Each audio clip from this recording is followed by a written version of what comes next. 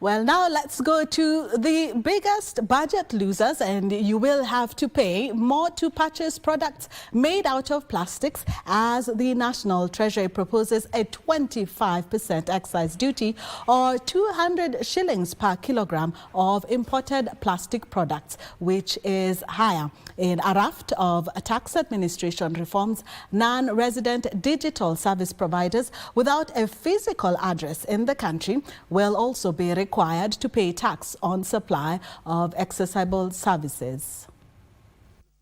The National Treasury says the 2025-2026 budget will be funded by the reforms in tax administration.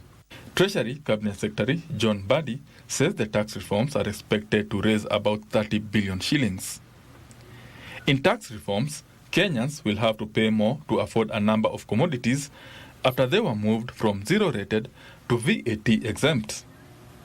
Locally assembled mobile phones, electric bicycles and animal feed are some of the commodities proposed to be moved from zero rating by the Finance Bill 2025. Zero-rated goods and services that are consumed locally to exempt status. Further, Mr. Speaker, some of the goods exempted from VAT have multiple uses, making it difficult to effectively monitor whether they are finally used for the intended purpose. In this respect, the bill proposes to amend the VAT Act to remove such exemptions.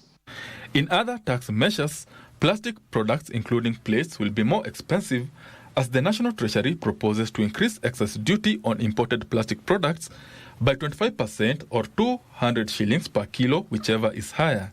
To enhance clarity and consistency in the administration of excise duty legislation, the bill is proposing to amend the Excise Duty Act to clarify that imported plastic products, including plates, self-adhesive plastics, and printed polymers, will be subjected to excise duty at 25% of the excise value or 200 per kilogram, whichever is higher. To widen the tax bracket, non-resident digital service providers will now be taxed for accessible services sold online in Kenya, even without a physical presence. The bill proposes to amend the Excise Duty Act to bring non-resident persons without a physical presence in Kenya into the tax net when they supply accessible services through these mediums. Those seeking to purchase helicopters and light aircrafts will have to pay more as import declaration fee and railway development levy are set to be introduced.